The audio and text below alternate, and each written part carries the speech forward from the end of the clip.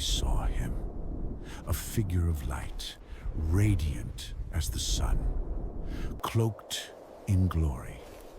And he spoke to me. "Go," he said, "make disciples of the nations."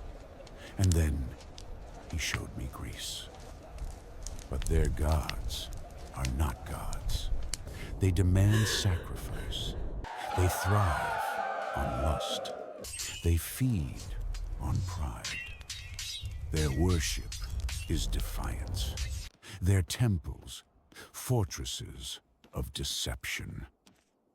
And now, my apprentice walks the path I cannot, to confront the storm itself.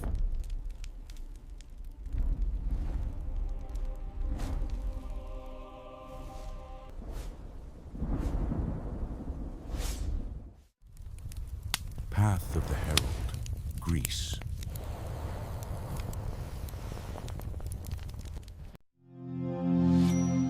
Herald Games. Alright guys, that is the trailer I spun up pretty recently, maybe a week or two ago.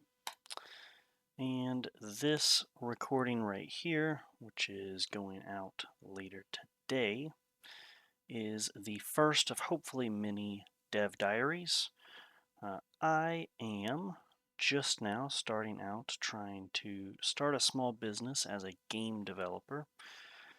I do want to give you guys a little update on me and my background. I have been a gamer pretty much my whole life. Starting out getting frustrated on Super Mario Bros. Once upon a time, and pretty much playing video games nonstop since then. I am a college graduate in computer science from IUPUI in Indianapolis, Indiana. I've got 6 years experience as a software developer, probably more than that, but we'll call it 6 just to be simple. And I have always wanted to get into game development, but a couple things kept me away. One of them is 3D modeling, kind of scares me, as does animation. But I uncovered a while back a couple videos on my YouTube feed showing me that AI is actually pretty good at generating 3D models and wiring them up correctly with like a skeleton structure and stuff for Unreal Engine. You can have AI generate a couple of 2D images and then have AI turn 2D images into 3D models, and then use Blender to refine them and make them have less polygons, which makes them actually not take up 1200 gigs of data by the end of game development. And I saw that and got pretty inspired. I've also seen a couple of tools that make animation pretty easy. So I really wanted to give it a shot and try my hand at making my own game. And on top of all of this, which is very recent, before all that, I had been playing D&D for several years, and most of the time being the dungeon master. And there were a couple of things about D&D that I really, really liked. The versatility, customization, the open-endedness where you can pretty much go anywhere, do anything, and get together with a bunch of friends, have some fun, roll some dice. Random results are always the best. And those are all great things about it, but there was always a gnawing, nagging thing in the back of my head when I was playing D&D, and that was the fact that eventually, if you make your way all the way up to level 20, for instance, and you are a barbarian, you are potentially going to have more health and more resilience and take heaps more damage than an adult dragon, which seemed, I mean, it makes sense mechanically for the game in order to have some fun, but I often found myself wondering what would it be like if there was a game where you actually are just a person and the entire world is full of just people and you have a set amount of hit points, somewhere between like 6 and 18 or so hit points, somewhere in that little area. And what if attacks could potentially one hit you? How would you play that game? Would you see every encounter as an opportunity to attack? Would you still be a murder hobo? And the thought had trickled around in my head long enough that I decided I would make my own game. And I also got a little bit inspired after playing some Call of Cthulhu with the D100 system that they had implemented. So I kind of came up with a D100 system that implements a lot of the elements from D&D into the game minus levels. And the idea was pretty simple. It was you have the core 6 attributes. You've got a strength, you've got an agility, you've got a resilience, 3 physical attributes, and then you have an intelligence, you have a charisma, and you have like a spirit. And this in D&D terms would be like wisdom, um, but not everyone in general has their body, their mind, and their spirit. And I really wanted to emphasize the spirit aspect. And I also found the skill system in D&D, at least 5th edition, a bit lacking. Um, there seemed to be quite a few skills for a couple of different attributes, but strength, for instance, was kind of relegated to just athletics, whatever exactly that means.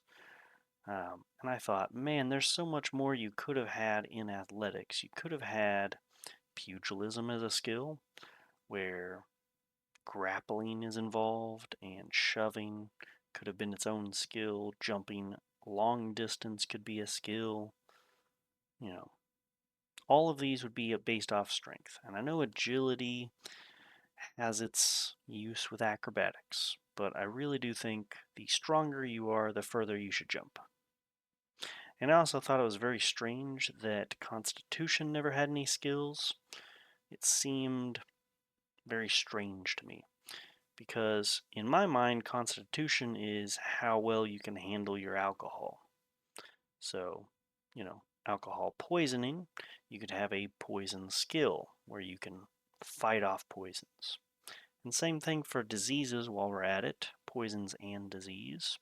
Each could be their own skill attached to resilience.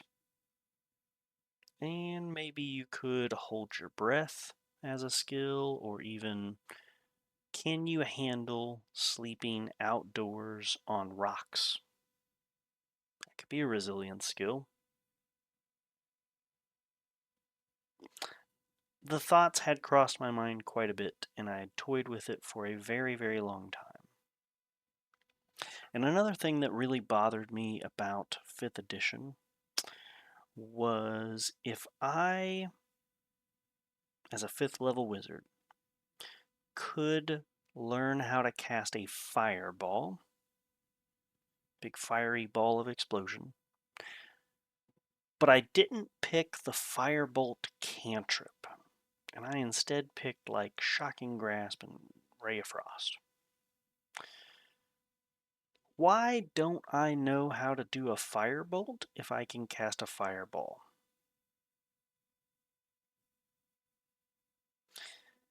Kind of, yeah, bothersome. And I also realized, speaking of cantrips, that one of the hardest things to do as a DM is to balance your sessions against your player's party. And you could try to do it based off levels, but not all characters are created equal. I have found very often there are some characters that can exploit the system and go absolutely bonkers. For instance, one of the rare chances that I got to actually play the game, we all made level 3 characters for a one-shot. So I thought, alright, balls to the walls, I've been a DM for so long, I've waited and waited and no one has used this, so I'm just going to go ahead and do it and see how it goes. I went ahead and went with a Bugbear Rogue Assassin. Whew. Okay. Little breakdown on what a Bugbear Rogue Assassin can do at level 3. As a rogue, you get sneak attack, 2d6. Okay, so if I take a light crossbow shot, which does a d10 of damage, plus 2d6 sneak attack damage if I get my sneak attack off, amplified by the fact that this is an assassin, so I get to roll double the dice. I get to add my 3 from my dex to the damage, which would be 2d10 plus 4d6 plus 3 damage with a single action. That's great. But there's a bugbear feature where if you are hidden, you get to do an extra 2d6 damage. Or maybe it's 1d6. I have to look it up. It's either 1 or 2d6. Either way, you're doing an extra at least 2d6 damage on top of that. So the damage potential there is, let's see, 20 plus, let's just say 66. That's 36, that's 56, 59. You can do 59 damage in one round. You're guaranteed a critical because of the assassin feature. So round 1, 59 damage at level 3. I now ask you, DM, please balance an encounter against this. Got anything? You could make it to where no one's allowed to sneak, and then the sneaky bugbear rogue feels very targeted, and it's not fun for them. Or you can allow sneak, and they can instantly kill the thing in front of them, and everyone else at the table just looks on in horror, knowing that they're not going to ever output as much damage. That's a problem, and that adds maybe bad dynamics to a game. And I wanted to fix situations like that for the DM to balance against things. And I also realized another thing about playing the game long enough. As you're playing, the DM is constantly trying to match encounters to the party's level. So, when you are level 1, you're fighting things of level 1 degree of challenge. You're going to hit them twice and then they're going to die, in general, on average. When you get to level 11, you're going to fight level 11 challenged things, and your enemies are going to survive a turn or two, just like they did at level 1.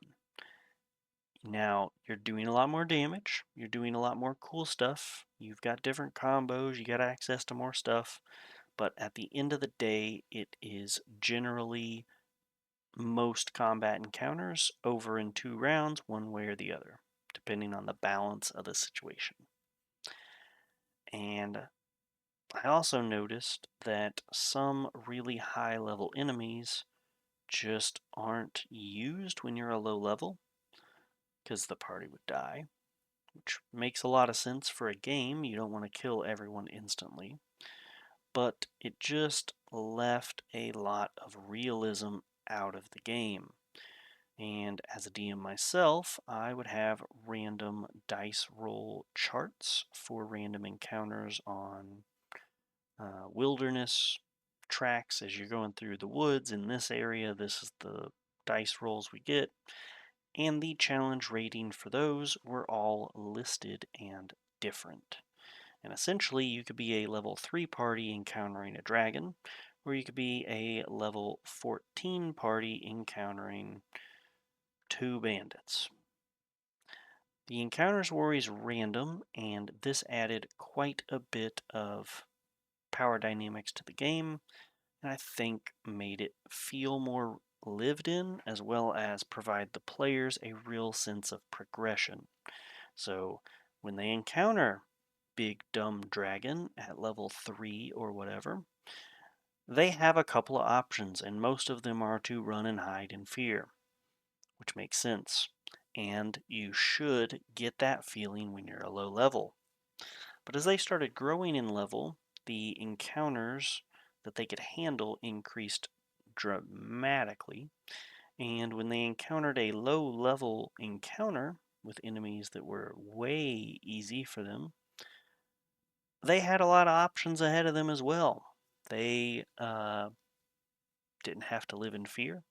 They didn't have to treat it as an instant fight. They could really overplay their position and just haggle with them or chit chat and not have any fear that something horrible is going to happen and feel like they're strong. And it was good. And so this idea was forming in my head really of having a non-leveled system because levels were implemented in such a way in D&D that it really didn't matter because you're always fighting things of the same level. So why not just make everybody just a guy? Well, the answer is very simple. They're going to die. Likely, people are going to die pretty quickly. So I also had to think of ways to offset that. And I have put in a lot of thought into this. And all of this being said, this is all for a pen and paper tabletop game. Um, I added a ton of spells to the game and a ton of fighting styles.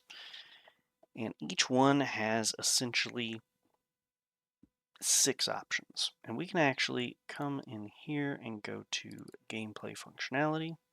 And I'll even walk you through just a couple things that I've jotted down because I've gone through pretty thoroughly and thought this out. If we open up a character sheet here, make sure it's pulled up on the right monitor. I have fully developed a character sheet. We can go zoomed in on 100 here. And these were meant to be printed out and accessible so people could actually get their hands on it and do some different stuff. But you have your core stats here, the core 6. You have a name and you have a title, because I think titles are pretty cool. You become Lord of, whatever, or you become the Dame or Duchess of some place. It's cool. You become Sheriff, you become Outlander, you become something. You can have a title. You can have a name and a title. And I also thought that lineages could be very interesting as well, not for your first character. So the idea was this. Let's say you're playing a campaign, you're playing just a dude, and you go through your adventure. You're a very strong individual, get a high strength, and canonically, you would like to continue on with this character's storyline in a future campaign, but the future campaign is set in the future, 40 years down. Wouldn't it be cool if you could have your character as the father of your new character? And wouldn't it be nice if you could pass on some of your traits to them? So for instance, if your father's highest stat is strength, when you're rolling for your stats, you can get advantage and put it towards strength. So you roll all your stats and then you get to roll twice for strength to get the stronger attribute. Now, the downside would be that whatever the minus is, the lowest for your father, you're going to get a negative penalty. And I went ahead and included mother as well. So essentially, you can favor your father or your mother.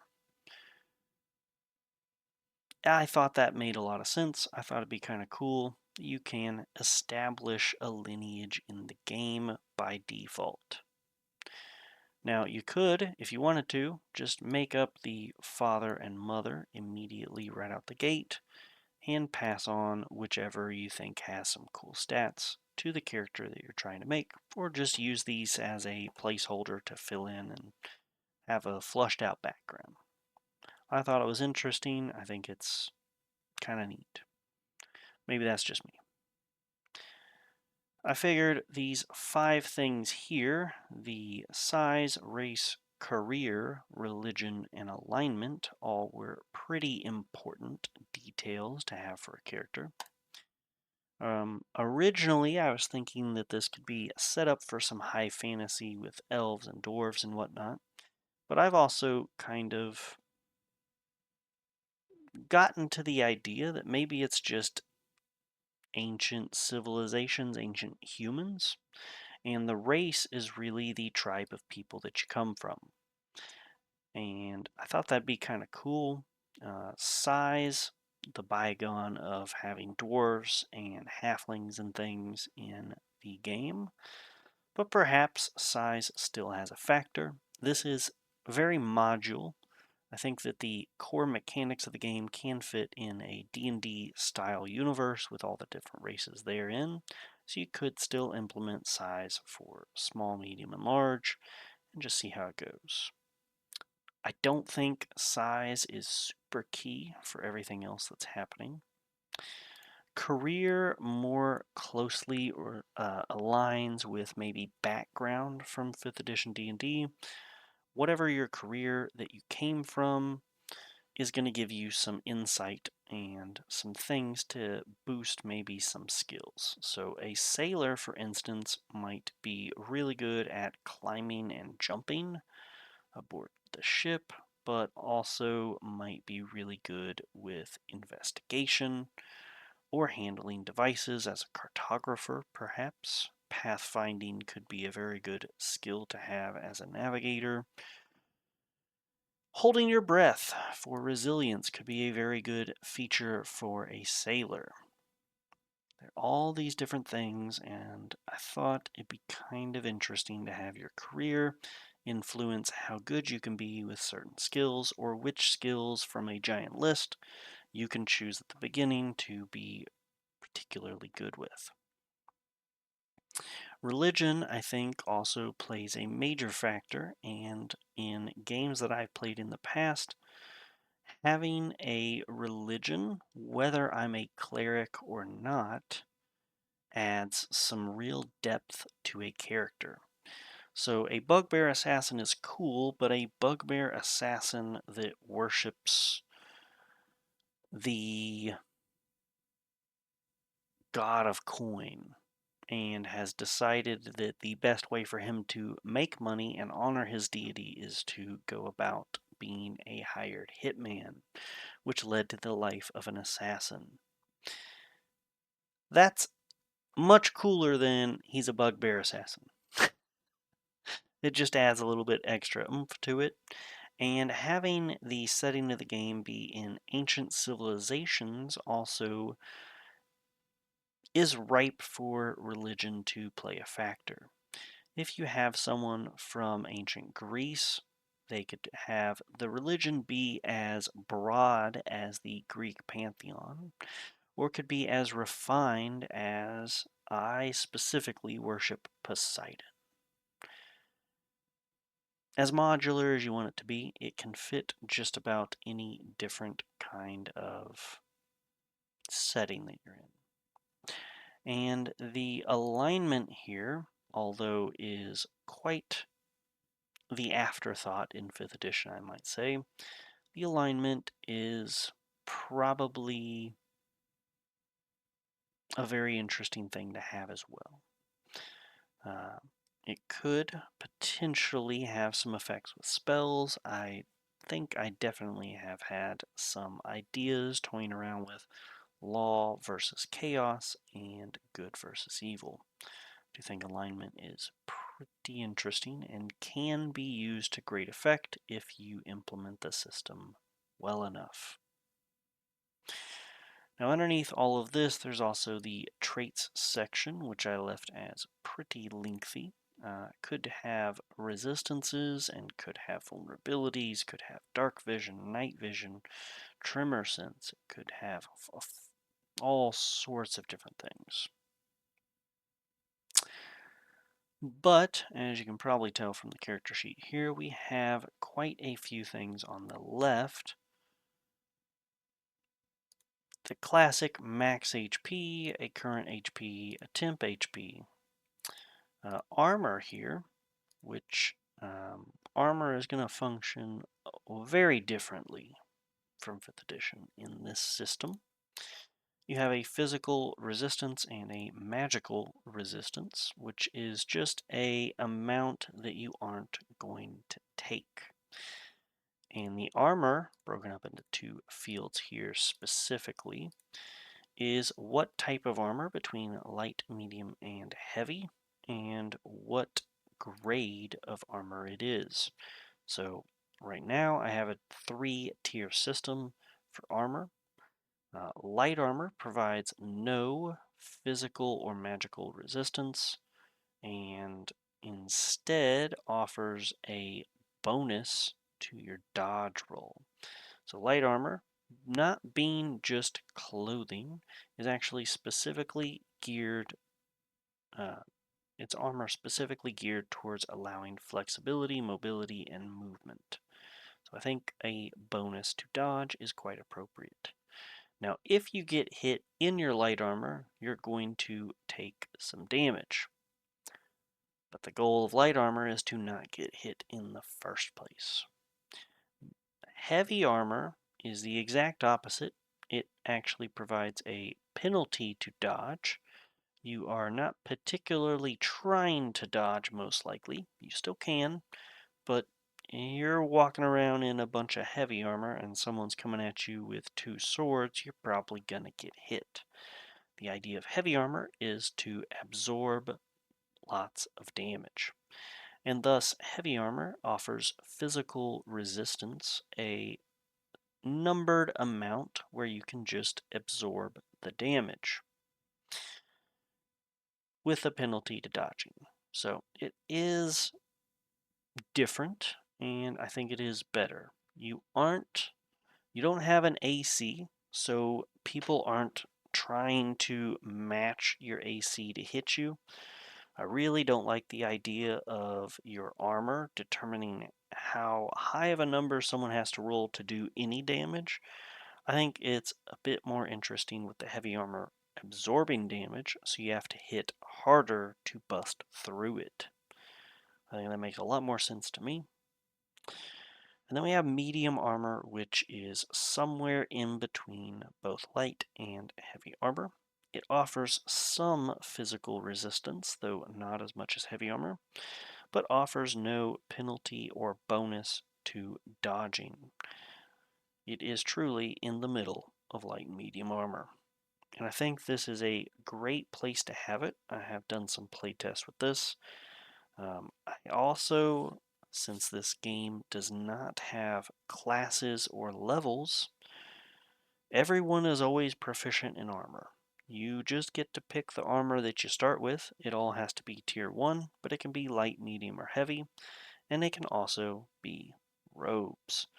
Now, why are robes armor? Because they are the only one that offer magical resistance. If you have a robe, you can fight off magic with that robe just a little bit. It's probably closest aligned with the medium armor, where it doesn't provide a heavy armor magical resistance, a huge threshold that someone has to get through, but somewhere in between, and it doesn't provide a penalty or bonus to dodge. So you really have 4 different types of armor: light, medium, and heavy, and robes. And I thought that would be a cool little, I don't know, way to provide some healthiness to the game, provide some interesting ways to defend yourself, and different playstyles baked in with just how armor is set up, and it's not just a random number people have to get through to get you. So underneath the armors here, we have this dodge category, and it is really just there to show what your bonus or penalty is from your armor. Now we do have a dodge skill over here in agility. We'll get to that in a second. But we have a movement speed here, as well as a climbing, swimming, burrow, and fly speed, which you can gain access to depending on what spells you have, because all spells have a passive ability. If you have the water spell, you are able to have a swim speed and breathe underwater. If you have the earth spell, you're able to burrow underground. If you have the wind spell, you're able to have a fly speed. And I forget exactly what the climb speed is, but I do think everyone has an innate, by default, climb speed of half of your movement speed. It could be tied to athletics. I forgot where it was exactly in the details, but I have it written down somewhere, guys. I promise you that. So the idea of the stats here with all of your attributes as well as the skills here, you'll notice there's a normal, hard, and extreme slot. These are for different numbers. Your attributes can be anywhere from a very low number, I forget the exact number, but mathematically it is not 1, it is maybe 15 is the lowest you can possibly have one of your stats. The absolute highest is 100, though it is not very likely. Because it is based off several different dice being rolled, the chance of actually getting to 100 in a stat, I think, is somewhere around 1 in 250 maybe, something like that. And most of the time your stats will average somewhere between 50 and 70, I think, which I think is also a healthy place to put things. But essentially the 3-number system is you are rolling a D100 for all of the things that you do in the game. If I ask for a just general strength check, and your strength is 60, you're going to roll a D100, and if you get under a 60, you have succeeded on the check at a normal rate. Hard is calculated by half, rounded down, of your normal. So if your strength is 60, hard is going to be set to 30. And if you roll under a 30, you are going to succeed just a little bit better than a normal.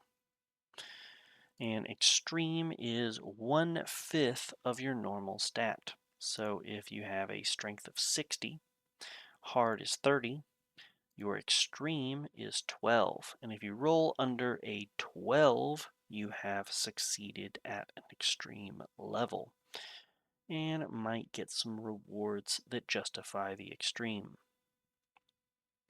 Additionally,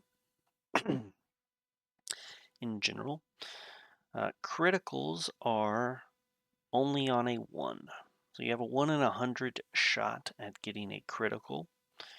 And critical behaves in a couple different ways as well, different from 5th edition.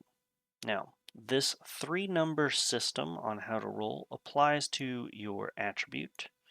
It also applies to your skills, and it also applies to your fighting styles, your maneuvers, and when you cast a spell.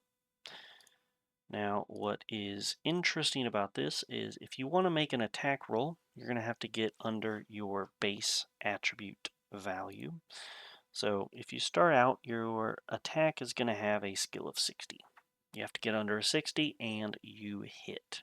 You then roll damage dice, and your opponent, who you just hit, has an opportunity to respond. And that's where a couple of these skills come into play.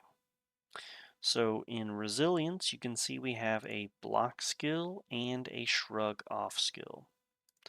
Now the block skill does have a prerequisite that you do need some kind of item on hand to block with. You can't block if you're just standing there.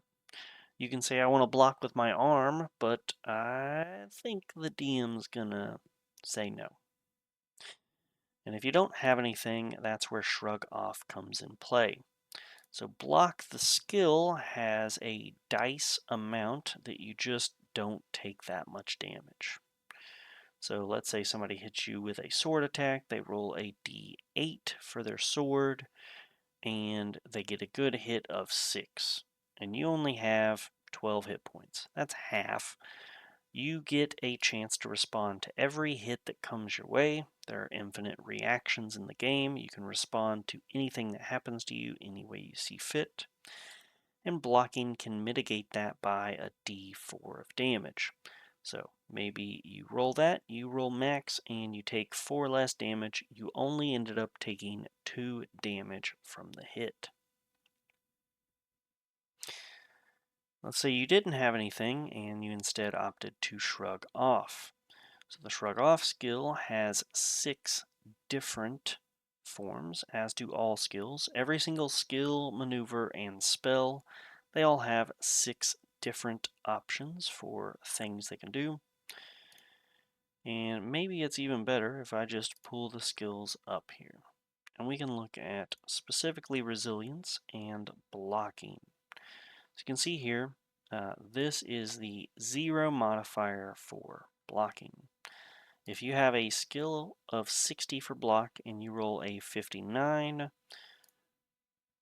adding 0 to it means you still succeed, which means you still get to do this. And this will reduce 1d6 of damage to yourself. You can see over here with blocking, with a plus 10, what that indicates is that when you roll under your skill level, let's say I have a skill of block that is 60 and I get a 50 or less. If I add 10, that means this still succeeds. So essentially I roll and it's enough that I get my choice of either one of these. So the better you roll, the more options that open up and you can do different things. So if you roll just a regular roll, you can do this. If you roll slightly better, you can reduce it by a d8 instead, or reduce by a d10 eventually. And the d10 can be for yourself or for someone else within 5 feet. Blocking has that versatility to it and blocks a decent amount of damage. Shrugging off, however, is much less. It is a static value, a guaranteed value, I might add. You aren't rolling a dice. So here, if you get a plus 4, you could still roll a 1. But over here, it's a guaranteed 5, which averages about the same, actually, for this d10 eventually. Shrugging off can be quite useful. It's a static guaranteed number, and the better you get with it, the better the guarantee will be. So that's kind of how skills work here. You can see under agility we have a couple different options for how you can respond to things. If someone throws something at you, you could catch the item and essentially it reduces by quite a bit actually. Now catch has an added caveat. So if someone attacks you and throws something at you and you attempt to catch it, the dice roll here for how much damage you can catch has to 100% exceed the amount of damage. If you don't, you fumble the catch and instead take the full amount of damage. And this is verbatim explained in dodge. You either avoid all damage if it's less than this. So it's avoid all the damage or absolutely nothing, which is why dodging has much better dice rolls than block. So block is you're just going to reduce the amount by a certain amount, whereas dodging is trying to avoid all the damage completely. And I think catch might actually not require that. It just reduces the amount of damage, which is fine. I misspoke, guys. I apologize. Parry over here has a reflective property. So when you get hit, you can bounce the damage right back at an enemy. Now at 0, it has to be at an attacker that's within 5 feet of you, and then it goes up to 15 feet away. Now this is the lowest dice roll of the set of reactions here, the D4, and eventually a D6, and eventually a D8, which is much less than any of these here, scaling wise. Dodging is a D8, a D10, 2D6, all the way up to 2D12 dice worth of dodging. And at max for parry, to reflect back, is going to be only a D8. We see here at blocking a D10, so it is blocking is slightly better on the reflective stats, which could be good, could be bad, we'll see. I do need to get some more balancing and playtest done with this. Some of these numbers may change from time to time. I just wanted to show off the skill system here. There are 6 different options for every single skill, and every attribute has 6 skills to start with. These are pretty good, pretty cool so far.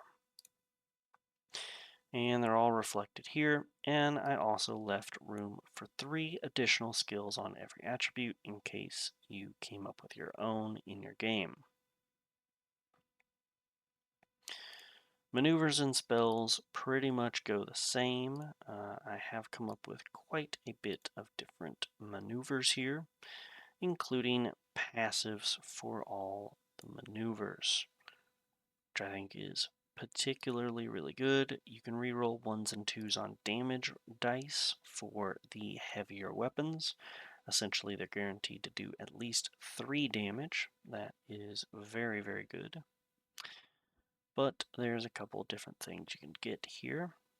The passives. The quarterstaff, you can respond after attacking and make a melee skill check. And the melee skill check is punching and kicking, basically.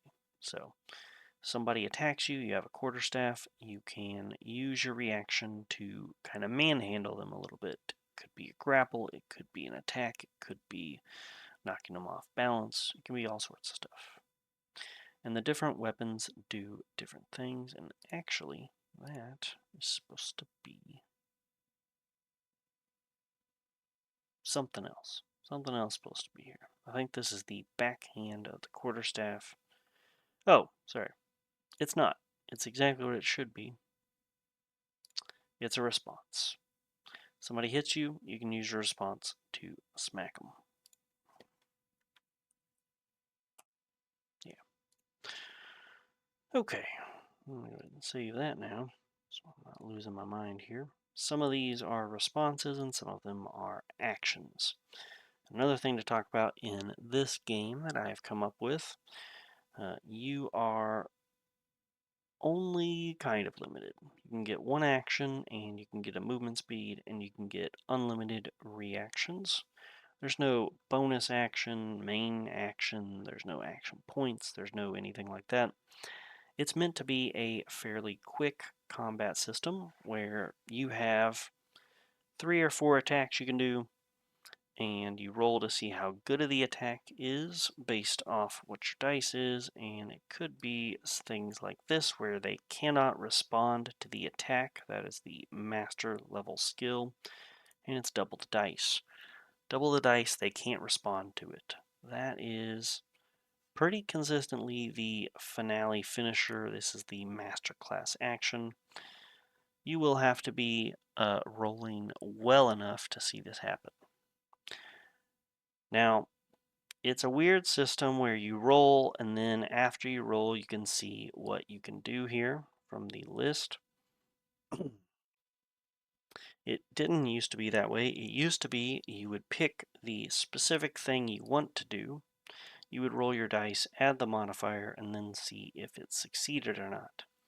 But in playtest, what I found out was everyone became a coward really fast. No one tried to do any of this.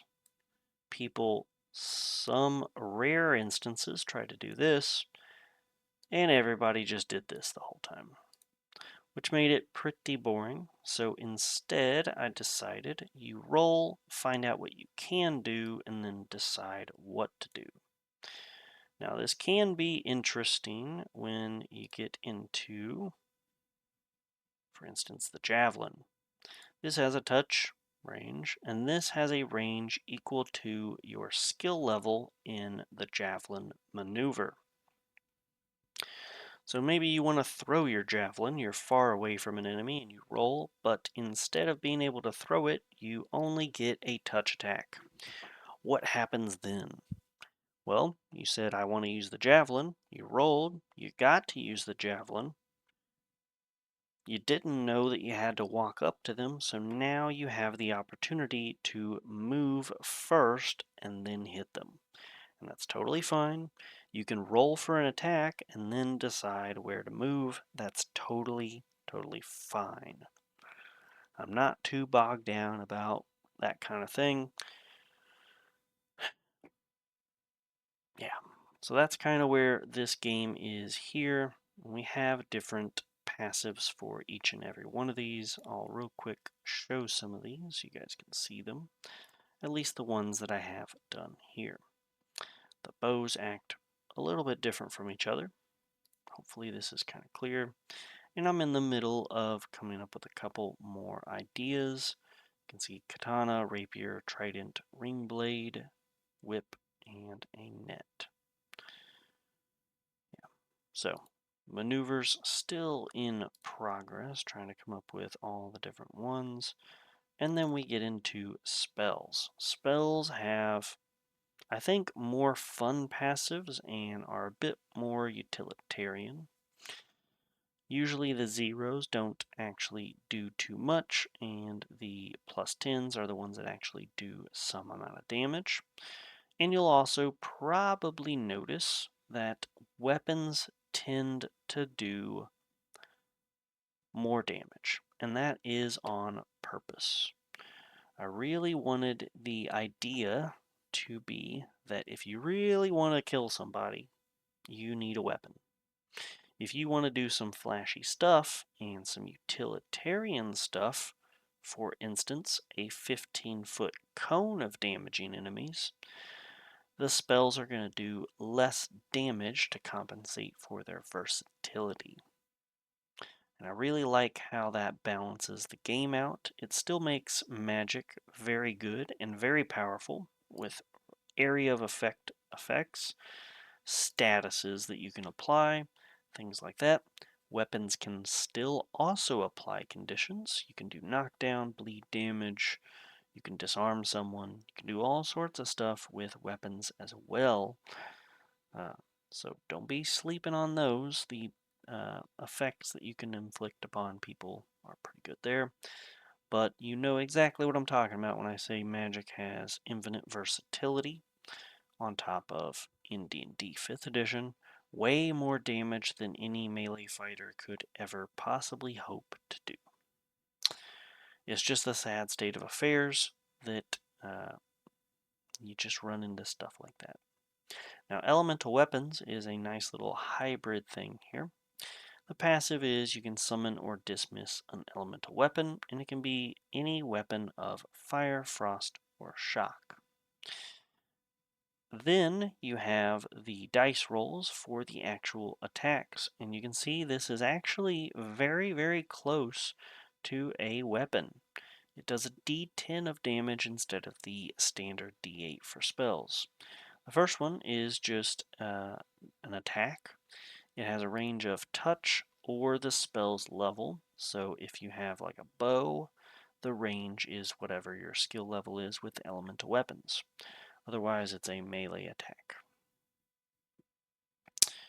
Yeah, so we got all of this going on here, and you can see there are different things here. You have a pushback of 10 feet, you have a knock prone. This right here applies 1d4 rounds of burning, frosted, shocked, or bleeding. So it has weapon status effects there. This is a disarm attack, and this is, of course, the double damage and can't be responded to. The elemental weapons is a nice little spell hybrid with weapons. You can summon or desummon your weapon all the time as the passive, so you don't get a normal weapon passive, but instead can always have a weapon on you, which I think is pretty cool. But you can see things like Radiant. You get resistance to radiant damage, and it is equal to 1 damage resistance versus every 20 spell level. So if you have a 60 skill level in Radiant, you can resist 3 damage. You can also see something very good about healing. Healing is maybe my favorite spell. At the start of every round on your turn, you will gain 1 hit point back for every 20 levels you have in your healing spell. So if you guys want to live forever, healing is the way to do it. Note, this passive doesn't function if you are dead.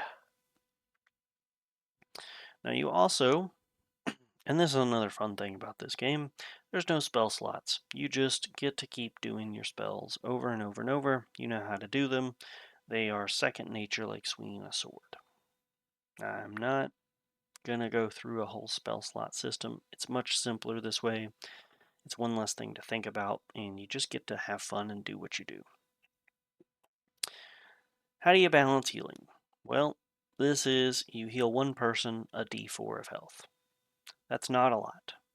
That's super, super not a lot, but it also takes up your action. With a plus 10, you have a spell range equal to your healing level. So you can heal someone at range. At a plus 20, you can cure a poison or disease on touch. The plus 30 is you heal everyone in a 15-foot radius centered on yourself for 1d4.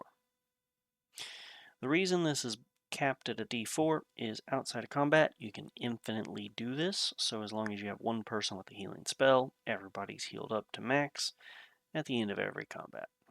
Which I think makes a lot of sense because in practice in 5th edition, everybody just takes short rest and long rest all the time and make sure they're healed up before the next fight, or they feel really, really, really bad. And I don't like the idea of players feeling already on nerves that they're going to die in this type of game where everybody's just a dude. So this is the solution. Have one healer at least.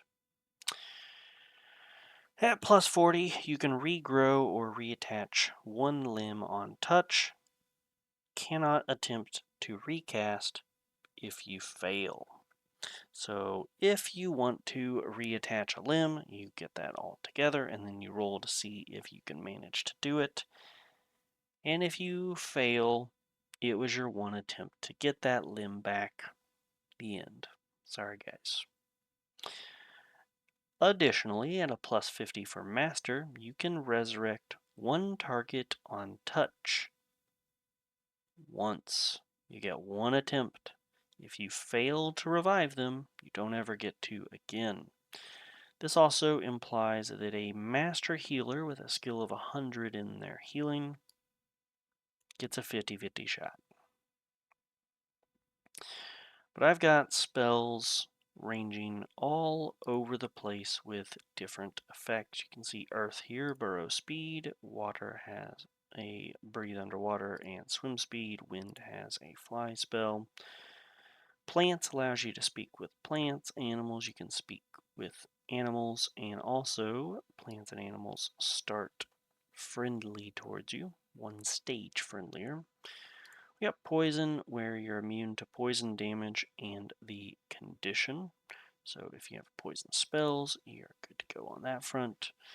We have a dream spell. We have illusions. If you are proficient in illusions and trained for it, you can see right through illusions. So illusions don't work on you at all. Pretty interesting passive. Shadows, you gain a dark vision. Curses, you automatically can detect curses within a certain number of feet. Wards is the attack rolls against you, the D100 rolls to hit you, get a plus to their dice rolls, so a penalty for the person trying to get under their skill level of 1/5 of wards. So if your ward skill level is 60, anything trying to hit you gets a plus 12. That means it's going to be hard to hit you. 12% chance to not hit you on top of their normal is pretty good. And if you have 100 in wards, they're going to get a plus 20, a 1 in 5 shot to not hit you. Luck gets the nice little passive that you get 3 rerolls every long rest. I think I am going to change this to be 1/20th of your skill level in luck. So if you have a 60 in luck, you get access to 3 rerolls every long rest. If you have a 20 skill level in luck, you only get 1. If you have 100, you get 5 rerolls every day. Psychic here, tab, we have telekinesis, telepathy, teleportation, temporal, gravity, and transmutation. And I will say, for gravity, you get no fall damage. For temporal, you have advantage on all of your responses. If you do a temporal healer with wards, you will most likely never get hit. You will also most likely never hit. There's no damage in all 3 of those. So, most likely you're never going to hit someone. But you can go around healing everybody and live forever, maybe. Things like that. Kinda neat. Telekinesis is resist force damage. Telepathy is resist psychic damage. And teleportation is maybe the most fun spell that I've kind of come up with. Every touch ability that you have actually gets a range of half your teleportation skill. So if you have a teleportation skill of 60, essentially you can attack with a battle axe 30 feet away and they can't hit you back,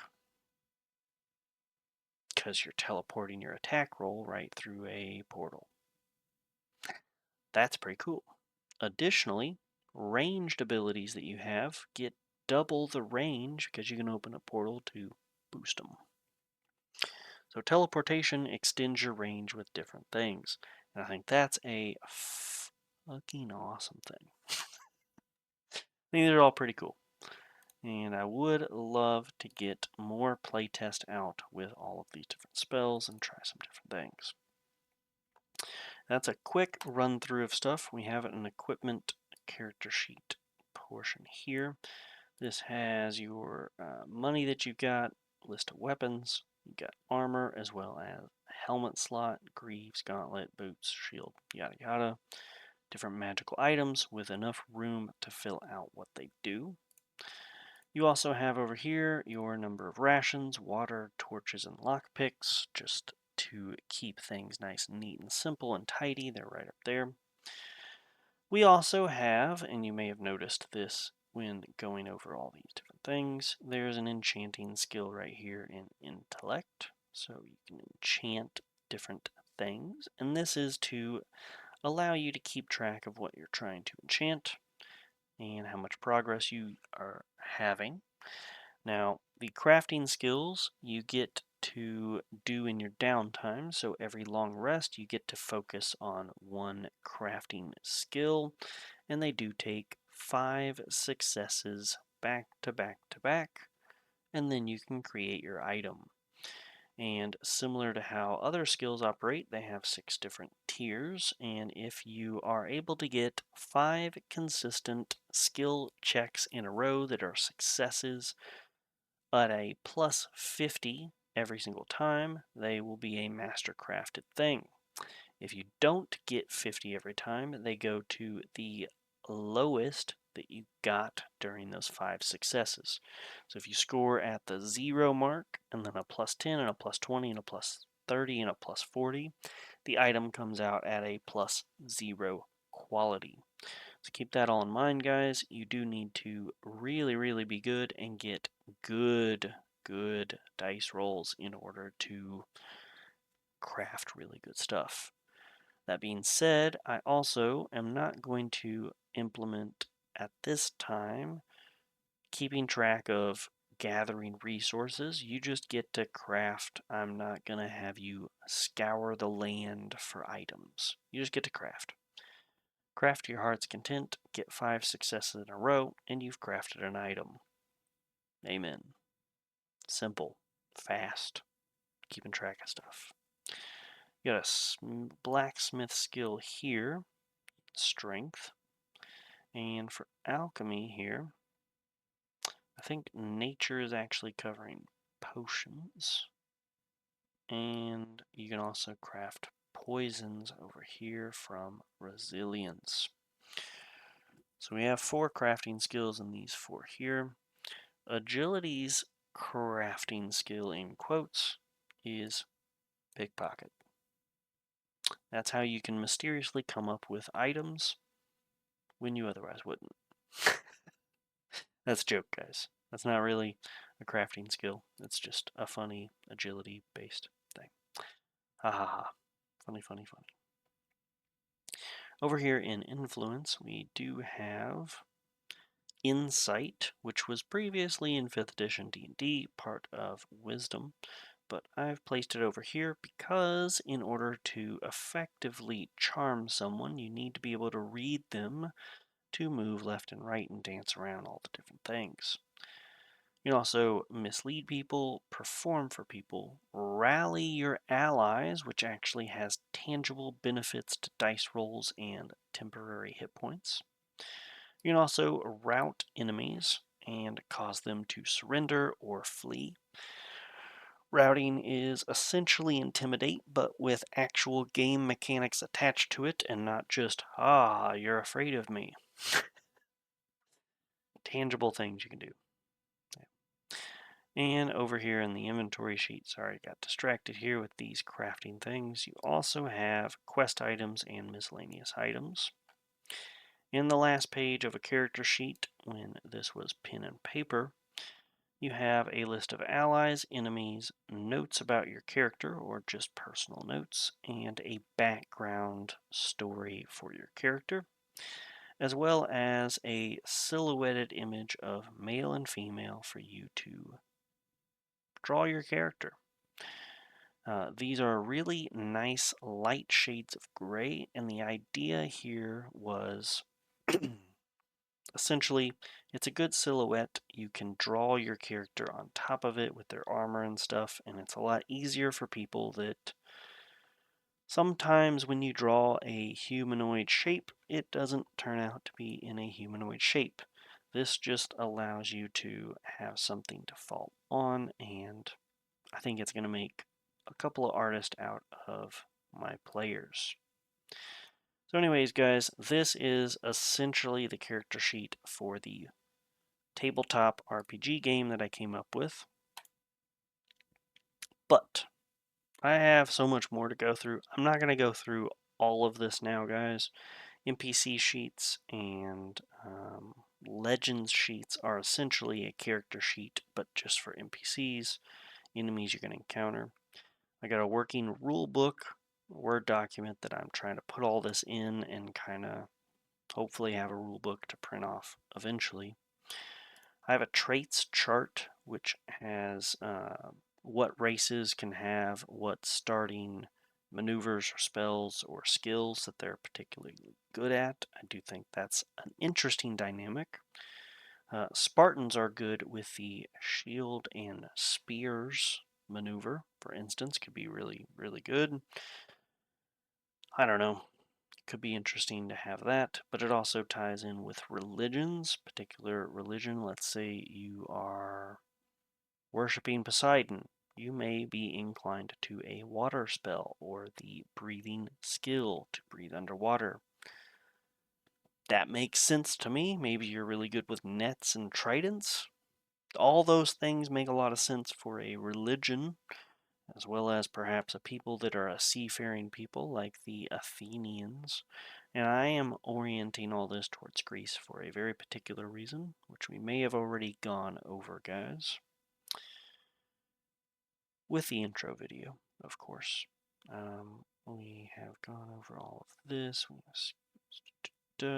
have a knowledge. Oh, the knowledge chart is actually knowledge chart is where different races and religions and what was the third one? Careers have access to different maneuvers and skills and spells. The traits chart is actually a multi thing. Oh no, I've jumbled them up again. Sorry, knowledge chart. Did I? No. I just totally have two of the same thing named different. Why did I do that? Yeah. Maybe for different things. Where is... Okay, crafting. Crafting's kind of interesting. So here we go through the breakdown of what kind of tier of weapons you have. Everybody gets tier 1 weapons.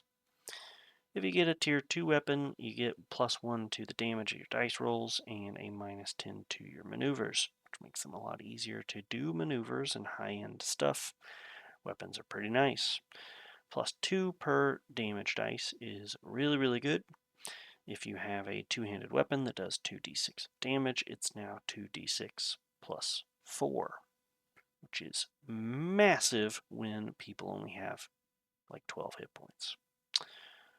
Maneuver bonuses here, you have a -20 to your maneuvers, which makes it more likely that you're going to get those really high damaging things at the end that are at a +50. High level weapons means high level damage. We got the different tiers of armors here, and robes with magical resistance, and also shields giving a bonus to your block skill. Yeah. Then we have a list of enchantments, and I went pretty thorough with my list of enchantments. You can see these are specifically geared for apparel versus this is for weapons. You can see they do different things, and the legendary version of the enchantment also gives some additional bonus on top of whatever scaling. Whew. I've kind of gone very thorough with this. Oh my goodness, I went too far. Kind of went thorough. There are two different types of summoner things. One's for weapons, your minions are better at hitting, and one's for apparel, your minions are tankier. Things like that. So there are counterparts on both sides, although these don't really have counterparts here, but there's the healing, the dream catcher for the dream spell, specifically. Then you got bad luck, chromatic speed, and enlarged. So bad luck is a weapon that inflicts bad luck on your opponents. And then we have the spell guard. You get a -5 to respond to spells, and you get the outmaneuvering, so you get a -2 to respond to maneuvers. I think these are pretty cool. And at the legendary, you also have advantage on your responses to those, which means you're going to take a lot less damage from those. I think that's a really cool enchantment, and some other stuff. I'm really happy about how all this came out. I hope I'm conveying that by how much I'm talking about this, even though I said I wasn't going to dive into everything. We got potions you can make stuff out of, and the special ingredient that you may actually have to track down in order to make these specific ones. So I did say you're not going to have to keep track of things in order to craft. If you're making lesser or greater healing potions, you do not have to get any special ingredient. It is assumed that you are passively gathering ingredients on your journeys. And at the end of the day, before bed, you're trying to craft potions. Same thing for just generic poisons that do a d4 or 2d4 of poison for 1d4 rounds. The poisons are very, very, very, very potent. Do not underestimate them. Additionally, coating your weapon in poison or drinking a potion is a limited free action. You can do one of those every round and it not affect anything else. So you get an action, a movement, and you can drink a potion or coat your weapons in poison. There's a couple of these different poisons. I'll probably come up with more potions and poisons later, especially specific to the campaign. Count on it. We've got lesser and greater boons. We've got lesser and greater curses. Curses are, I think, a skill or a spell. I forget which, but yeah. There's also diseases, and the diseases are also a skill. The skill in disease helps you avoid diseases, cure diseases, and create and spread diseases. Yeah, pretty interesting skill there. I think very, very good reasons to have a bunch of skills. I'm working on devices and conditions. I've done a thorough enough job so far of what these different things do. We've got a frosted, a frozen, we've got a sleep, slippery, slow, conscious, well lit. We've got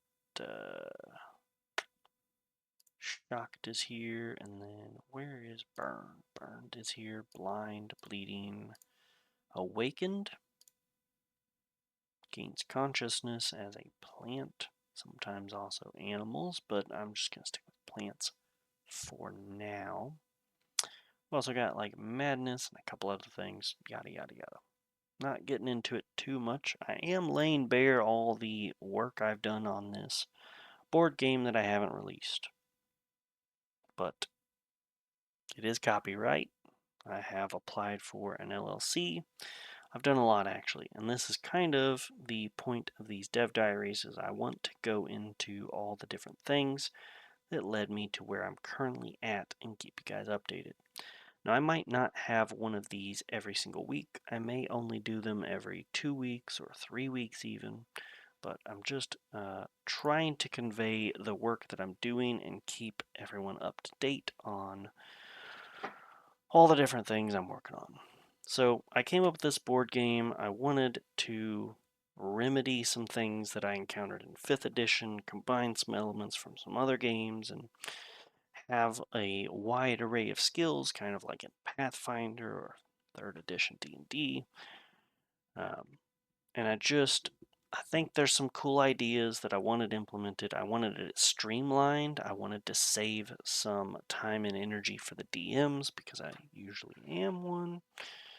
I wanted to make it fast combat so we're not all just sitting around a table having someone look up all 30 different spells they have and do some math in their head and check to see this and that about the enemy. Just one action, go do it.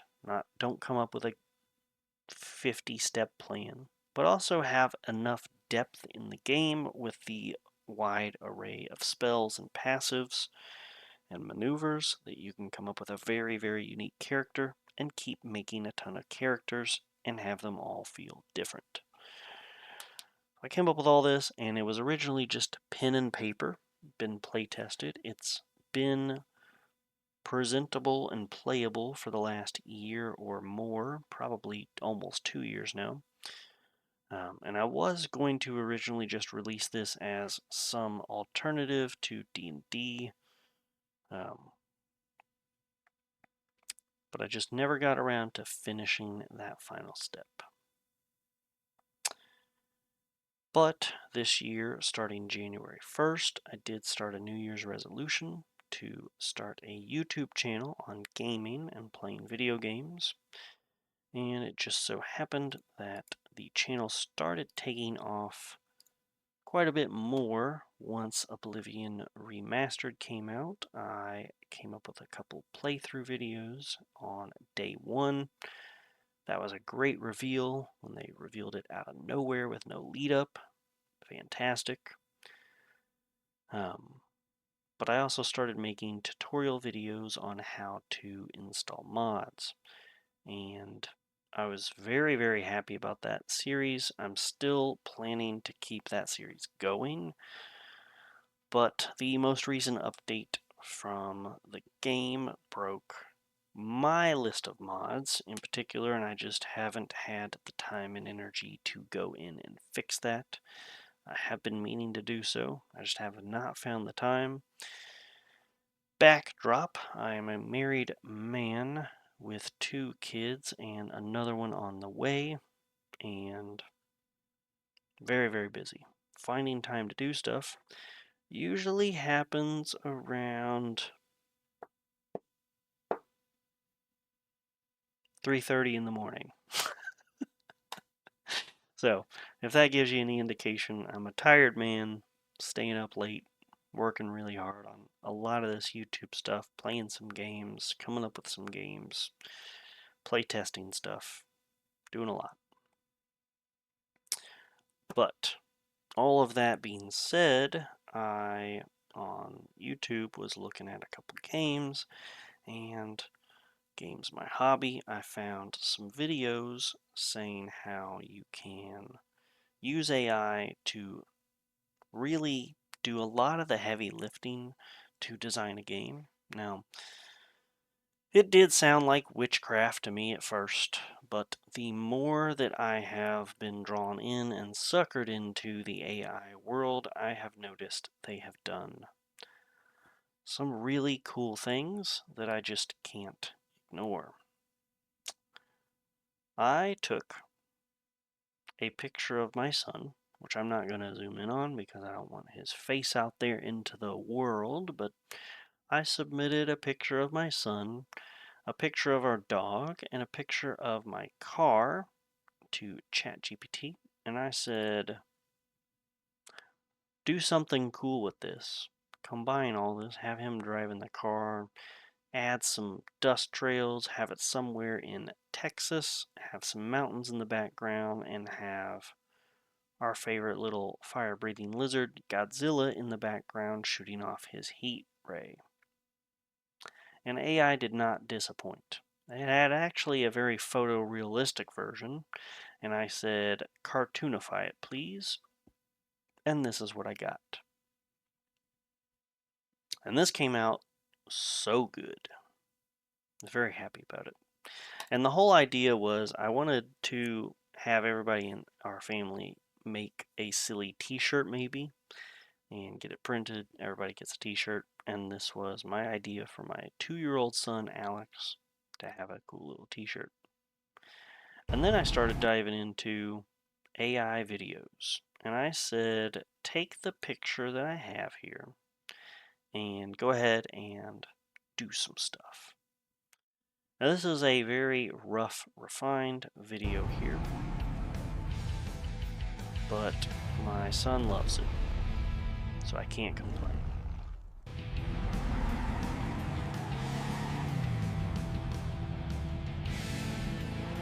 A couple of things that he really likes is our dog Junie, Dada's car, and going to water parks and swimming. So I figured, heck yeah, we'll set this up. And he's also obsessed with the ducks in the ponds near our house. So why not have them in the water park with him and have him hug them at the end? This is 40 seconds. AI did all this. I just prompted it. It had lots and lots and lots of failed attempts at 10-second, 5-second clips. But eventually, they were consistent enough that I made this, and he is obsessed with it. So I thought, man, AI can actually get some videos made. That's pretty cool. I saw that they are making 3D models for games. I've seen several websites for that, and you can see there's price points for how good they turn out and how many redos you get, which is a huge factor as well. AI is definitely not perfect and needs some human eyes to refine and approve. So definitely looking at that as well. But I have been totally inspired by my deep dive into AI that I think I am going to build a game. I've decided I'm going to take the pen and paper version of the game that I have and try to best translate that as I can into an actual living, breathing video game. And I'm going to work my butt off on this. And it's kind of scary, and I love it. I think I have the coding know-how to go about doing it. I am a fast learner, especially when I'm super interested in things. And I am the most interested in this that I have been in anything in a very, very long time. I want to work my butt off on this, work my bones into this, and do every last bit of everything that I possibly can. And I am not making a 2D platformer game. I am not making a, I don't know, lame duck kind of game. I'm not making a $2 play it on your phone type of game. I'm going to make a as in-depth as I can game, and it's going to be a 3D rendered game, and it's going to be with Unreal Engine 5. It is going to be a turn-based RPG of sorts with no leveling system, but a very, very large supply of maneuvers and spells that you can leverage in combination to affect your character. Crafting systems, at least 4 different things of crafting you can do. It's going to have no resource management if I can help it. It's so boring trying to manage all of your different little knickknacks while you're trying to craft. I'd much rather you just roll at the end of the day and see if you progress on that. You will not be able to level up in the game, but you will use basically the Call of Cthulhu system to level up your skills. You will get better with skills, maneuvers, and spells. They may start at 60, but every day when you take a long rest, if you have successfully used the skill or spell, you make a D100 roll. And if you roll above your skill level on that roll, it will go up by 1. So it's much easier to increase a skill when it's at level 20 on that skill check. And it's much harder when you're at level 80 in a skill. It's much harder to make that growth from 80 to 81 than it would be from 20 to 21. But it's much harder to succeed when you have a skill level of 20. So that's the trade-off there. Your resilience stat directly affects your health, which is part of the realism here. You're not going to have 350 health fighting a dragon that has 280. I hate that. I hate it so much. That defies logic of a human fighting a dragon. Fighting a dragon with 180 hit points potentially in the game I'm making should be a harrowing experience. It will still do 66 fire breath damage at you, who has 12 hit points. It can absolutely eviscerate and murder you instantaneously on the spot. It should be terrifying. It should take an entire army or village to take it out. It should be absolutely heroic if you dare to try to kill a dragon. That's the kind of game that I'm going for here. I'm going to implement some saves and some autosaves and try to put them in good positions and not limit you to only one autosave. I'll Hopefully have a list of 5 autosaves and spread them out into smart locations. Man. And of course custom saves as well. I'm going to dive into it and see what I can do. It is going to be a solo person working on a game, which is a harrowing thing, but I am going to do the best that I possibly can. I'm going to try to use AI to teach me some know-how and help me implement things. So, I thought to myself, I want to build a video game. It is a huge passion of mine. I hope one day it can be my full-time gig. In the interim meantime, I'm going to work my butt off on a demo. But I thought to myself, I need to make this happen. I want to put this into reality and it not just be in my head or on some spreadsheets. I want this to be real. What do I need to do? So I talked with ChatGPT quite a bit. We came up with a timeline. If I were to work 40-hour weeks by myself and implement this mechanic and this mechanic and this mechanic, and I went as thorough as I possibly could, included 3D animations, included 3D models, included a turn-based system, a grid. It's going to be a hexagon grid. I think I've finally landed on and decided. Hexagon grid, turn-based strategy. It's going to be similar in a lot of ways to the Pathfinder games that I've played in the past, as well as Baldur's Gate 3, potentially. I think movement's going to be quite different because essentially everything's going to be on grids and you're not going to get free walking, which could be a little annoying, but I will do my best to make it less so. Perhaps combat is an entirely different system than roaming around the world, but we shall see. Still kind of in the early stages. I don't have anything hammered out in game yet. I'm still doing some Unreal Engine tutorials. We'll get there, we'll get there. But me and ChatGPT hammered out a timeline. If I worked 40-hour weeks and was able to just full commit to this, and I leveraged AI, and I did everything up to snuff, including QA testing, including demos, including going in and hunting down bugs myself and whatnot, and the time it takes to do all that. The game itself would take somewhere between 29 and 35 months to complete, is the best estimate.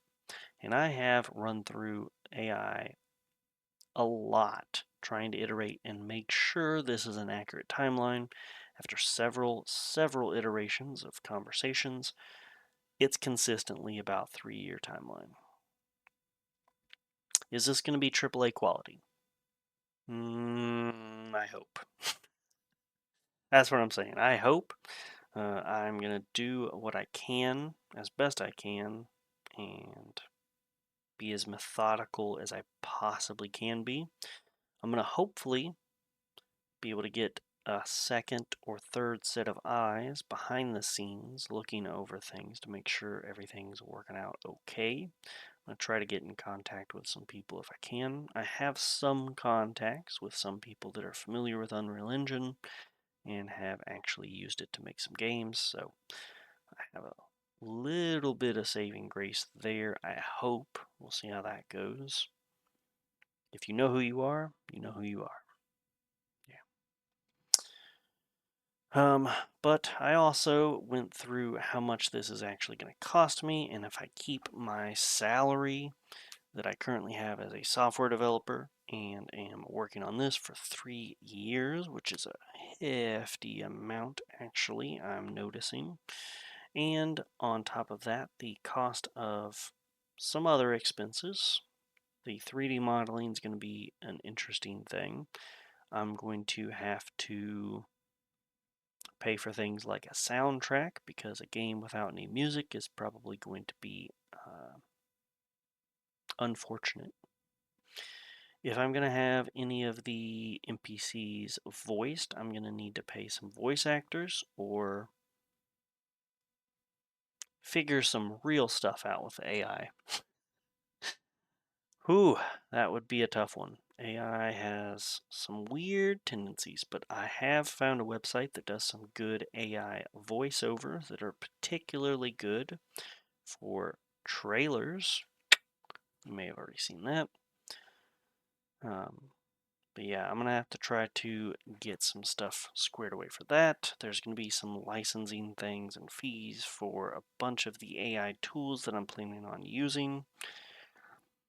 I know Blender has some expenses tied to it after I get my 3D models created, so that's one AI that's going to create 2D images, one AI that's going to turn those into models, Blender to refine those models and get them into Unreal Engine, and then probably another subscription fee for something that can generate my AI that can generate my animations.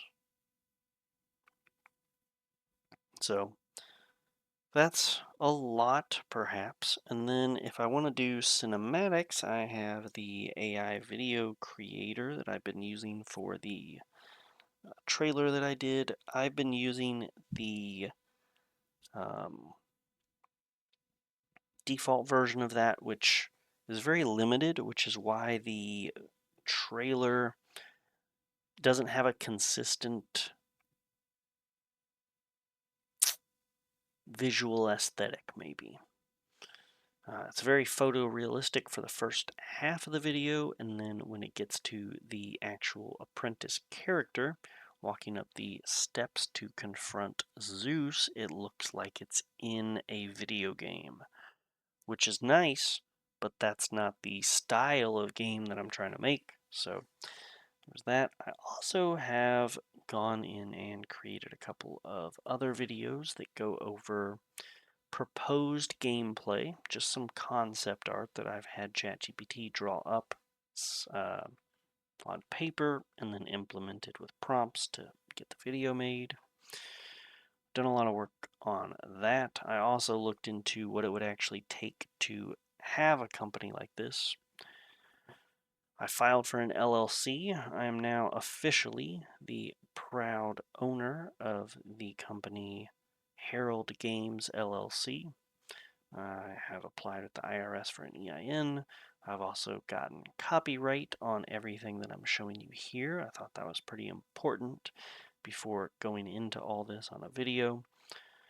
Yeah, so I've done a lot of the initial steps. I'm almost at the final stretch of the pre-production prep work.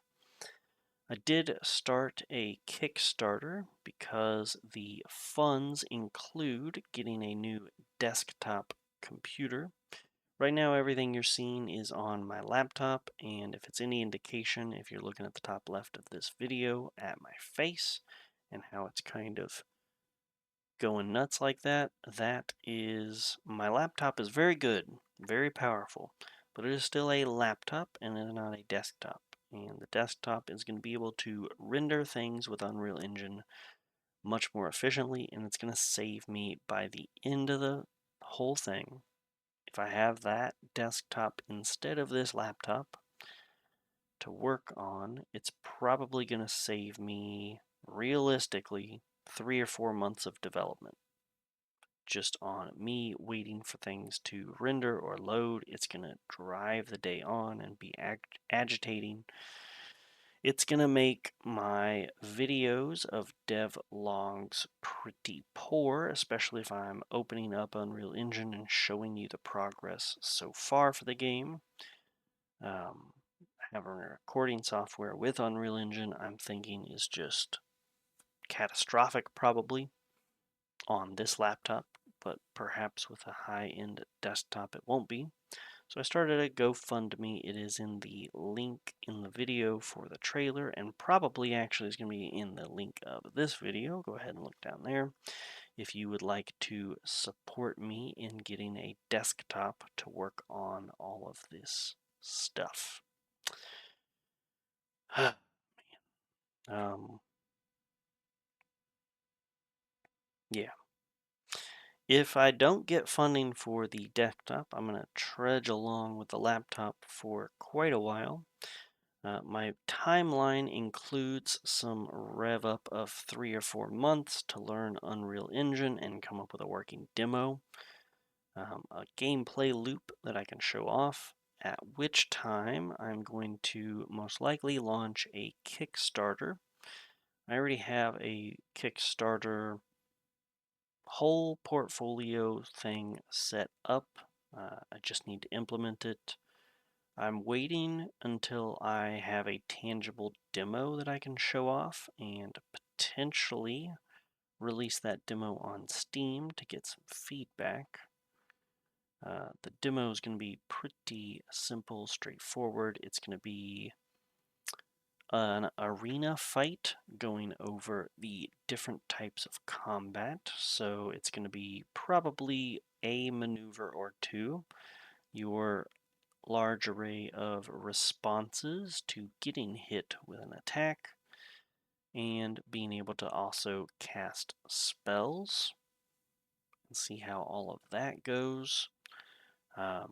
It's going to go over the initiative system, fighting on a hex grid, those types of things. It may include briefly some overworld traversal as well afterwards. The overworld is going to be a hex grid map. I have a video of concept art of that, which turned out really, really well, I must say, with the AI. So go to concept art here. I've got quite a bit of concept art, actually. Take a look. Some kind of character sheet like this. Those hit points are way off. There's no such thing as AC. Initiative is going to be a little interesting. Gonna have more attributes than that, named different. There's no level, but maybe title up there looks pretty good. Inventory, abilities, and spells looks pretty snazzy. This is a cool art style, I think. I may implement something not one-to-one exact this, but something similar. It could be pretty cool. I have found an ancient map of Greece, which is the setting for this. You can see here we've got different cities, city-states, different regions here. Essentially, we'll be arriving via boat here, and it's going to be on a hex grid similar to this.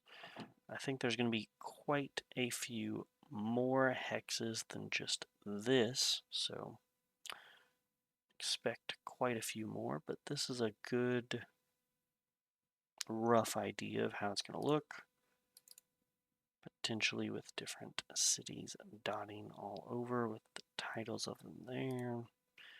Been working on some stuff. We've got some concept art of fighting on a grid here, although this is a square grid, not a hex grid.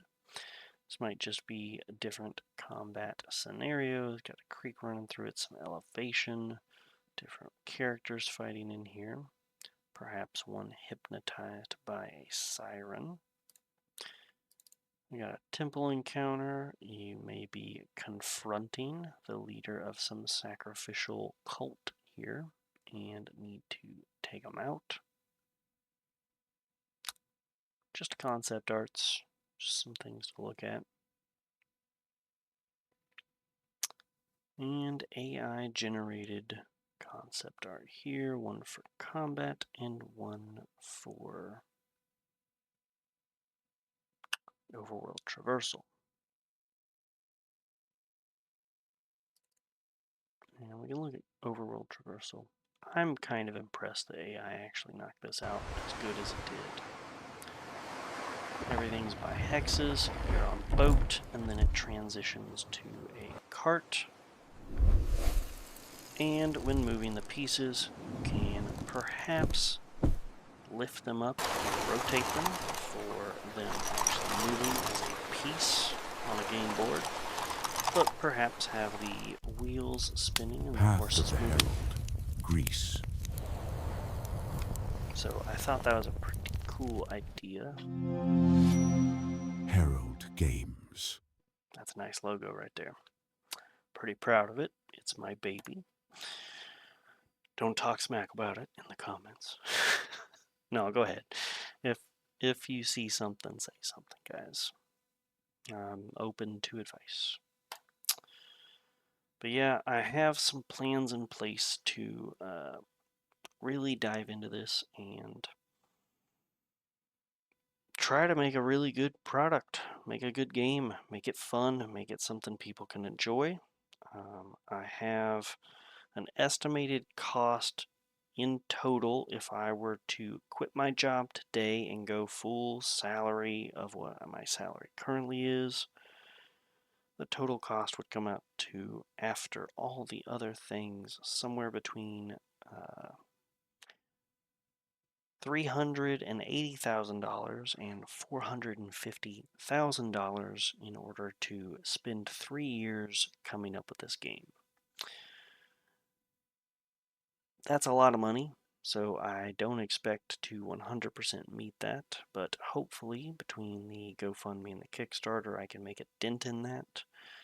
And if I think if I can raise 200,000 from the Kickstarter and the GoFundMe combined, I can finish the rest out with a small business loan or possibly some grants. I've been looking into quite a bit of things.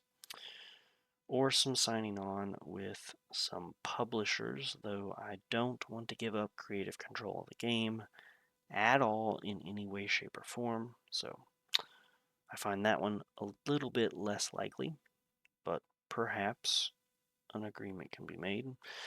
Trying to get this tangible, and I do think that this could be the first of several games that I can come up with, and hopefully the money that I would make off of selling this game could fund the next one.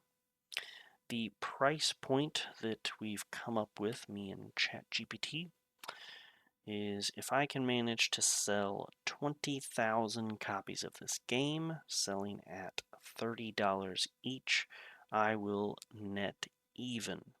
I'm hoping to far exceed $20,000, hopefully, 20,000 units sold. Hopefully on Steam I can sell quite a bit more than that, but I know a lot of things go into that. I need some exposure and I need people knowing this thing's coming. So devlogs is pretty good. Kickstarter, I have already mapped out quite a bit of different tiers for the rewards. If you spend 30 bucks on the Kickstarter, you essentially pre-ordered the game. You'll get a key to install it for free. If you do 10, you'll get your name in the credits at the end. Different tiers like that. If you end up donating 1,000 or more, I'm going to set up probably some calls with you, and we can get brainstorming together and potentially get some influence on how the game is set up.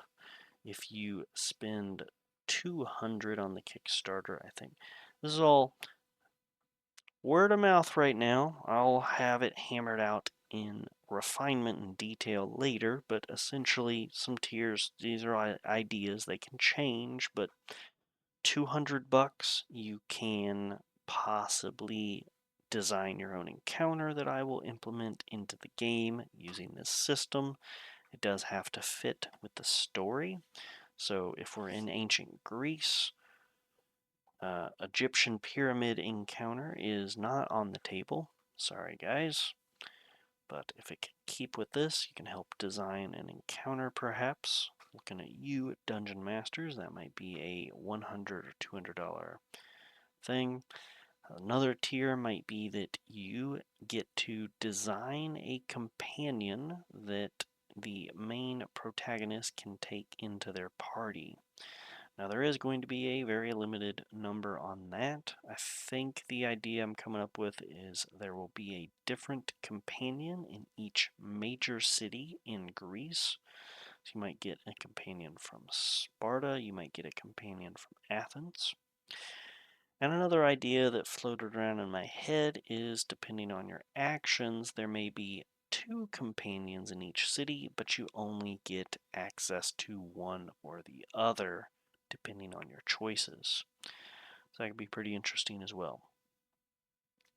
Now, I've been dancing around the subject of what this game actually is. We've gone over some mechanics, some concept art, some character sheets and spells and maneuvers and how it's similar to D&D and all that.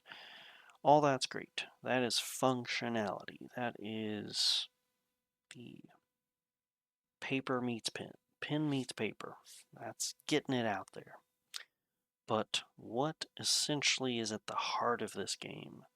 This game is going to have a narrative story. This game is going to have some depth to it, hopefully. And I do want to dive into that a little bit here, and I've kind of saved it for last, as it is potentially my favorite part of it, is I already have a great story set up. The whole story is essentially an old man is given a vision of the future, and he is part of a organization of sorts that is very religious in a bunch of matters, and they go out into the world to go about doing their the work that's set upon them by God, divinely inspired, and they essentially are sworn in for life, dedicated immensely to the religion, and sometimes receive visions. And the visions could be simple, they could be words of comfort, they could be interesting things that don't ultimately matter in day-to-day events. It could be all sorts of things, but in this particular case, the old man in a dream was given a vision of the coming Messiah, Jesus, coming into the world to lay his life down for everyone, to save everyone. And the old man has been given the task, the thing that Jesus told people to do: go and make disciples of all nations. And specifically was presented Greece. So the idea is this old man has this vision, and he's been given his task, and he needs to go to Greece and thwart off the false deities of the Greek pantheon and prepare the people for the inevitable coming of Jesus. Now, there's some historical founding here of I have never met someone that believes in the Greek pantheon, and I have met lots of people that believe in Jesus. And so this is playing on basically that a lot of the early biblical references have been transcribed into Greek. And we have a lot of historical documents in Greek, and Greek eventually got absorbed into the Roman Empire, and the Roman Empire adopted the Greek pantheon, so there's a lot of this going on. All of this is tying together pretty well, I think, and I do believe that if the Bible's to be believed, there's some interpretations that can be kind of fuzzy and ultimately, I think, don't matter too much. I don't think tripping on the details is the biggest takeaway that you can have from reading the Bible. I think that Um, in Genesis, it talks about fallen angels that took human women as wives, and uh, their offspring were the first great heroic men. And then you look at the Greek pantheon and their stories, and Zeus oftentimes came down and slept with women and had half deity children that were heroic. Think Hercules and Heracles and many other Greek heroes of old that were said to be half divine. These things seem to have lined up pretty well. And in Genesis, the solution was the flood to drown out all that there was. And I'm imagining that if anything were to survive the flood, they would survive atop a large mountain. And where do the Greek pantheon exist in all mythology? They live on Mount Olympus at the top. So I think that makes a lot of sense. And then with the Bible talking about heaven, the streets made of gold, the and this is maybe just me doing my own research at some interesting things that I've heard over the years, which is why do we value gold as humans? And it is that in every religion all over the world, all the time, every single deity ever wanted gold. And in the Bible, the eventual promised land, heaven on earth, these streets will be made of gold. And I do believe that that is something pretty interesting that shows up in the Bible, and also that a lot of religions, the deities are obsessed with gold. And if in this canonical game that I'm making, other deities are fallen angels that rebelled with Lucifer, that have gone around and slept with women to make their half-breed children, and perhaps even the Greek pantheon is those half-breed children, them wanting to usurp God as rebellion and try to come up with their own version of heaven on earth, they would be obsessed equally with gold as the angels would have fallen from heaven with golden streets. So I do think there is some tie-ins there as well that have some parallelism, and I do think that that's a very good hook and a good universe building for the game. I do think that makes very, very interesting dynamics in the game, that you have a lot of Greek people worshiping these entities, and you'll notice there's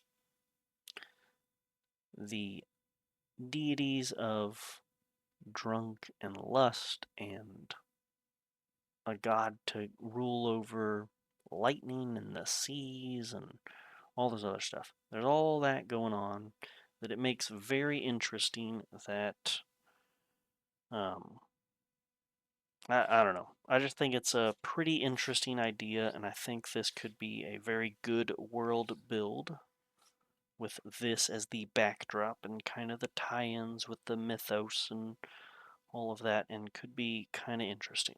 So I want the old man to be, and this is set well before Jesus was alive and well and had a following, that this old man had a vision of him, but wouldn't know the name, would just know a being made of light with a crown on his head and majestic and all this, and that he is getting words from what we would get in the New Testament to go out and make disciples of all people, and to have the Ten Commandments maybe, and try to influence the people of Greece, if not direct conversion, then to at least be prepared for when this happens in the future. so that when this happens, Christianity can spread and thrive in Greece with some roots planted ahead of time. That's kind of the idea, is that he is going to go do this mission, and he needs an apprentice to go with him to kind of navigate the boat, to do some menial tasks to defend him because he's an old, frail man. He will be quite knowledgeable and experienced, and perhaps really good with healing magic and maybe some other things. Maybe he will be that character with healing and wards and what was the other one? Uh, the time spell, and he just can't get hit. Maybe he's got the dream spell as well, and he's got quite a bit of experience on those, and is maybe like in the 80s or 90s in those, and he just ain't getting touched. But he needs somebody to go with him to kind of be the apprentice, be a witness in case anything bad were to happen. Perhaps someone he can have run errands and go do specific tasks. Someone just to be a travel companion to talk to and to jot down notes, or maybe he has these visions and they take a toll on him and he's out of commission and in bed rest for 3 days and he needs somebody there to attend to him. I don't know. The point is, the main character is his apprentice that's going to follow him in here, and the tutorial will be the introduction between you and him, and there is your commander who's been training you that is showing you off to him, saying, "This is our great pupil here. We have several people, but here's the one that we've got that's best suited for you. He's here. Let's see him in combat." And then you get wrapped up with combat, and you then have to traverse the overworld to ride a cart to the ship that's going to leave for Greece. You take the cart to the ship, you then navigate the ship as well out into the ocean, perhaps, and maybe we go over random encounters on the overworld, that type of thing. The tutorial can be pretty simple, pretty straightforward with just that, maybe 3 things. Initial combat, go over it slow and methodically so everybody knows what's going on. Maybe you get to pick a spell or a maneuver. I don't really want to dive in too in depth in the demo, but in the actual game, the tutorial, maybe you get character creation as well afterwards or during. Not sure. So combat encounter pretty quick, and then second thing would be overworld traversal, and then maybe third thing is potential for random encounters on each hex that you cover in overworld traversal. That could be a really good demo, a really good tutorial, and then the actual game starts. You're in the ocean on the way to Greece. My idea for victory would be that every city has maybe a temple or 2 devoted to a specific deity, and the old man sends you on 5 missions for every city. So every city has 5 missions. One of them might be to show goodwill to the people in some way, shape, or form. So let's say the sewage is backed up and nobody wants to deal with it, and maybe there's like some encounter against a sludge monster. You go deal with that, it unclogs the sewage for the city, and life resumes on, and you are seen to do it and accredited with it, and that can get some influence in a city for people to be more kind to a foreigner talking about a foreign religion. Maybe you also need to, the old man's out there talking about, in the coming days there will be a great fire in the temple, and then your mission is to sneak into the temple at night and light a big ass fire, and ta-da, prophecy fulfilled. That kind of thing.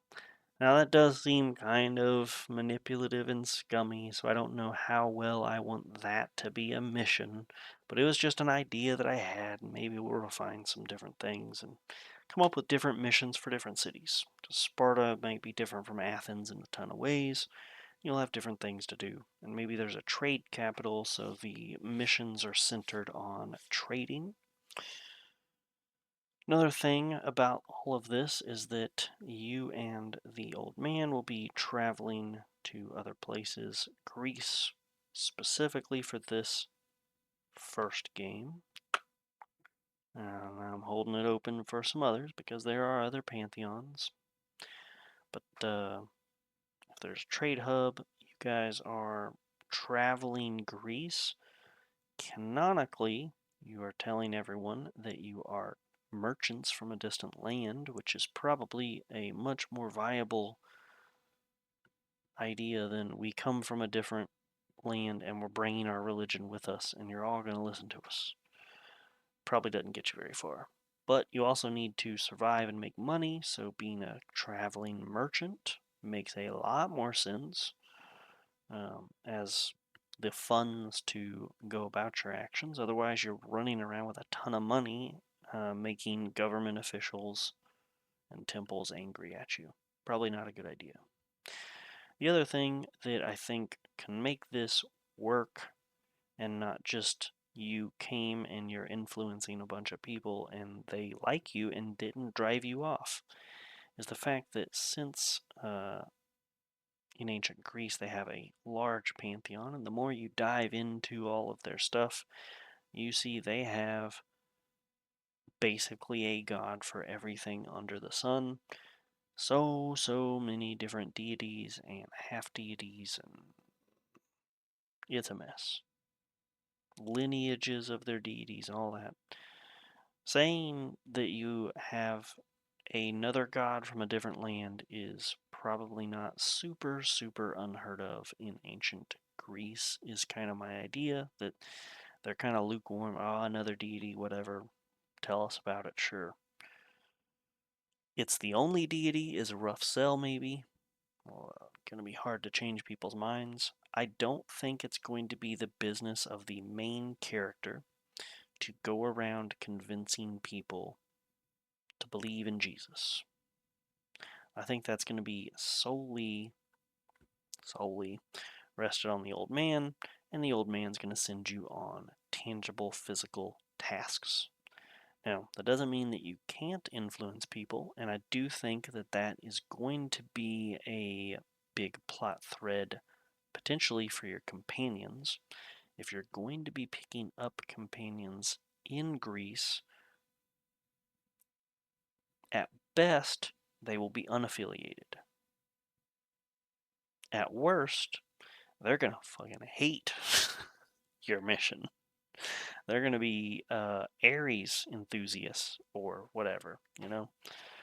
They're going to think Zeus is the bee's knees, and they're going to be upset about you. And maybe that's going to be a huge driving factor in the dynamic between you and your companions, is you trying to convince them that the thing they're worshiping isn't as hyped up as it could be, especially in comparison to the one true God that they all rebelled against and then were punished for.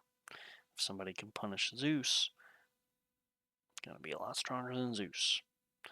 And I do think in the game, if you complete the 5 missions for a particular city, it's as good as annexed, I guess, or is the seed has been sown, or whatever, what have you. Mission accomplished, you've gotten 5 tasks done in a city. You maybe have gotten a companion in one of those missions, maybe in the first or second one, or before you get into the city, you get a companion at the gates of the city. Maybe, I don't know. It'd be hard to justify too much combat with just you and the old man, but maybe that's how it is for a while till you have a full-fledged party. I don't know. But anyways, you knock out 5 missions for a city, and then you have to go to the temple as a party. fight the Greek pantheon, whose temple it is in that city. So you might have to fight Ares, you might have to fight Zeus, you might have to fight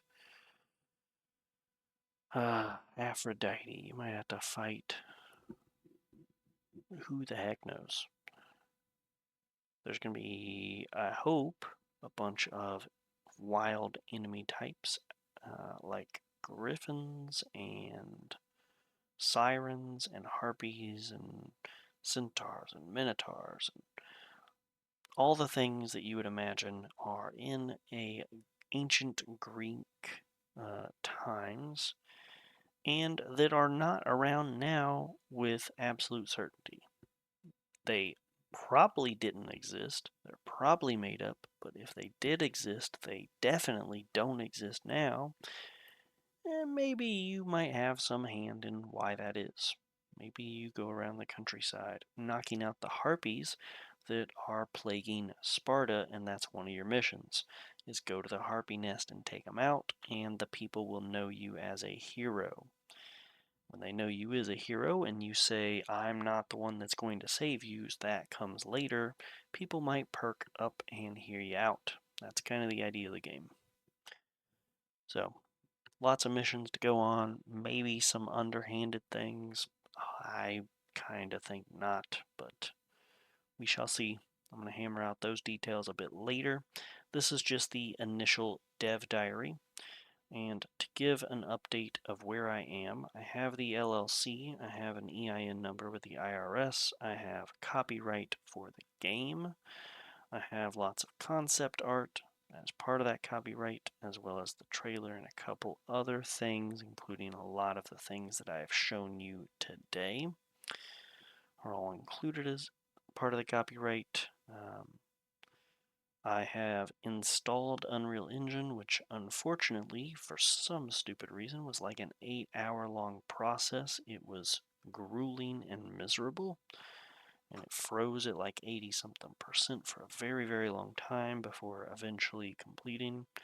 I've tweaked around and played with Unreal Engine a little bit, and I'm following several tutorials right now.